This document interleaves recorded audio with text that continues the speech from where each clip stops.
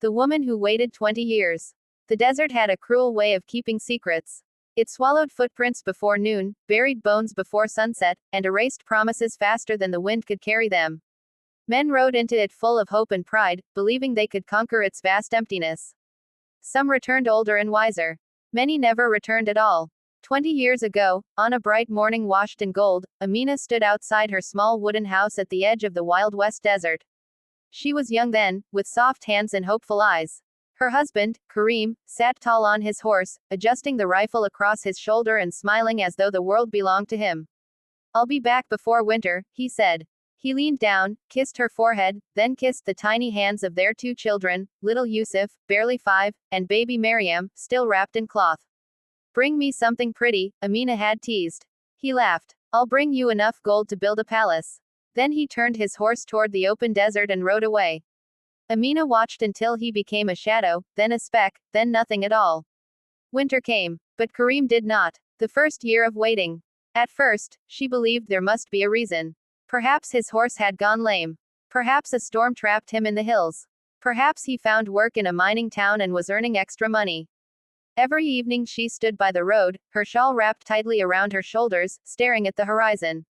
"Is Baba coming?" Yusuf asked every night. "Yes," she answered. "Soon." She made fresh bread each day in case he returned hungry. She kept his blanket folded neatly on the bed. She polished his old boots and placed them by the door. The neighbors still asked kindly. "Any word?" "Not yet," she would say with a smile.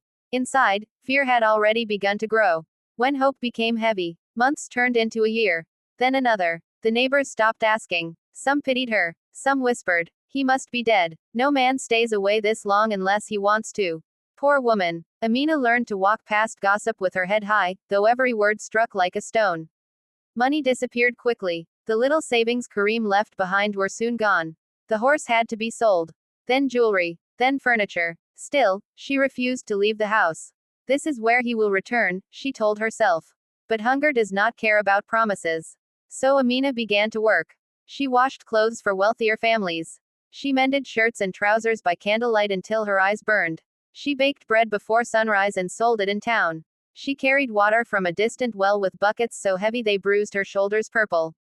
At night, when the children slept, she cried quietly where no one could hear. Raising children in dust. The years moved like slow wagons. Yusuf grew tall and serious. Maryam became quick and clever, with her mother's stubborn spirit. Later, another child born shortly after Karim's departure, little Hassan, grew knowing his father only through stories. "What was he like?" Hassan once asked. Amina paused. "He was brave," she said. "Was he strong?" "Yes." "Then why didn't he come back?" That question cut deeper than any blade. She could not answer. Instead, she kissed his hair and said, "Some roads are harder than others." The children saw her struggles. They noticed when she skipped meals. They noticed the patched dress she wore year after year. They noticed how tired her hands looked. When Yusuf turned 12, he began taking jobs in town hauling wood and cleaning stables. "You're a child," Amina protested. "I'm the man of the house," he replied quietly. Her heart broke and swelled with pride at the same time. The winter of hunger. The hardest year came when the rains failed. Crops withered. Wells shrank. Prices doubled. Work vanished. The cupboard stood nearly empty for weeks. One freezing night, Maryam woke to the sound of coughing. She found Amina sitting near the cold stove, pale and shaking. "Mother, are you sick?" "No, child. You haven't eaten." Amina smiled weakly. Mothers don't need much. But Maryam knew the truth. The next morning, without telling anyone, she walked into town and sold the silver earrings Karim had given Amina on their wedding day. With the money she bought flour, beans, and medicine. When she returned, Amina stared at the empty space where the earrings should have been. "You sold them." Maryam nodded nervously. "They were all we had." Amina pulled her daughter close and wept. Not for the earrings, but because her children were learning sacrifice too young. Storm over Red Canyon. One summer afternoon, the sky turned black.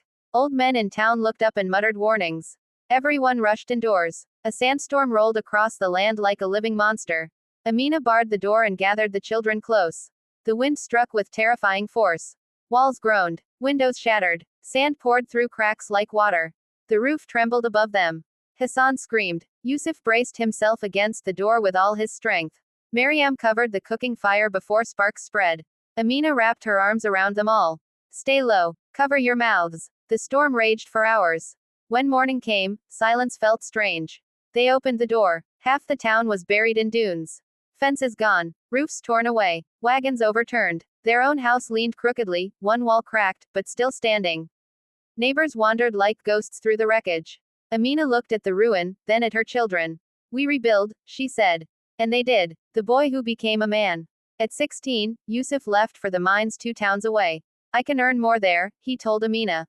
It's dangerous. So is hunger. He kissed her hands before leaving. I'll come back, mother. Those words struck her strangely. She smiled, but fear twisted inside her.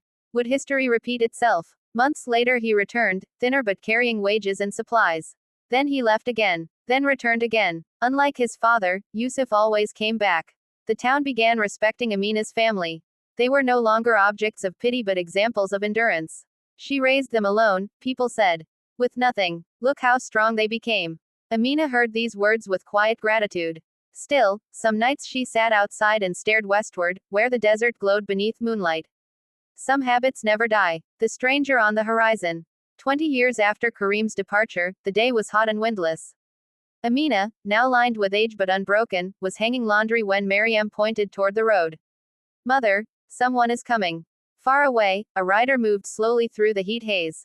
Not with confidence. With exhaustion. The horse stumbled every few steps. The rider swayed like a man already half dead. Yusuf, now broad-shouldered and grown, stepped outside cautiously. Stay back. The stranger came closer, then slid from the saddle and collapsed in the dust. They ran to him. His beard was white with sand. Clothes torn. Skin burned dark by years beneath the sun. Amina knelt beside him. Something about the line of his jaw, the scar near his brow. Her breath stopped. She brushed dirt from his face with trembling fingers. Kareem. A house full of silence. They carried him inside. The children, no longer children, watched in stunned silence. This man was a ghost made flesh. He slept for nearly a day. When he finally woke, his eyes moved slowly around the room. Amina. Her name broke from cracked lips like prayer. She stood in the doorway, arms folded. You remember it. Tears filled his eyes. I remembered every day. Yusuf spoke sharply. Where were you every day? Kareem looked at the grown son he barely recognized. I was trying to come home. The story of the lost man. In fragments over many nights, Kareem told his story. He had joined a gold expedition deep into the western Badlands. Bandits attacked their camp. Many died. Kareem was wounded and taken prisoner by outlaws who used captives as labor. Years passed in camps and escapes and recaptures. Then sickness. Then war between rival gangs. Then wandering. Whenever he earned money, he tried to travel east. Whenever he neared civilization, trouble dragged him back.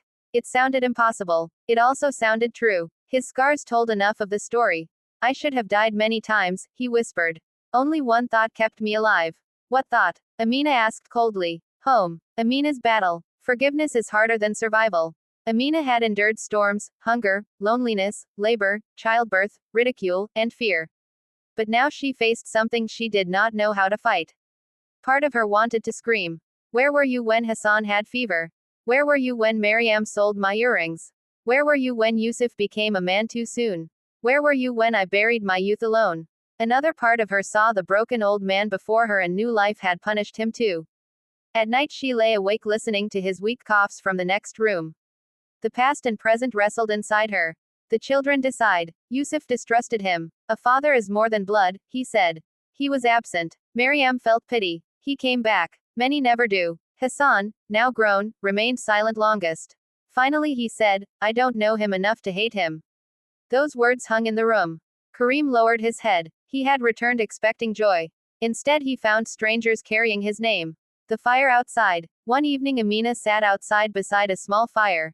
The desert night stretched endless around her. Kareem approached slowly and sat a short distance away. For a long time neither spoke. Finally he said, You owe me nothing. She stared into the flames. That is true. I know I cannot give back the years. No, I know another man might have done better. Yes. He nodded painfully. Then why let me stay? Amina turned toward him. Because this house was built on promises broken and burdens carried.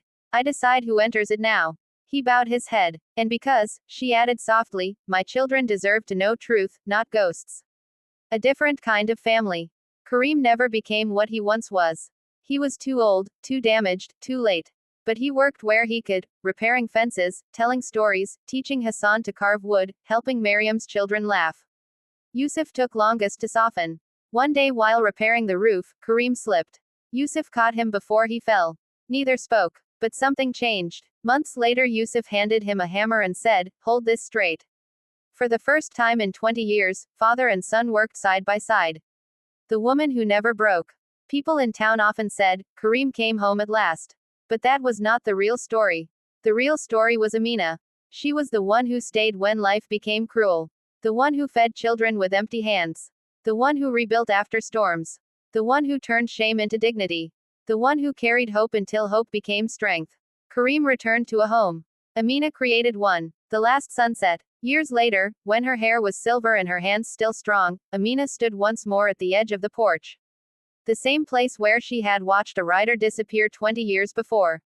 Now the desert glowed gently beneath sunset. Karim stood beside her, leaning on a cane. "I'm sorry," he said quietly. She nodded. "I know. Do you forgive me?" She looked over the land that had taken so much and given so much. "I forgave you long ago," she said. But forgiveness did not mean forgetting.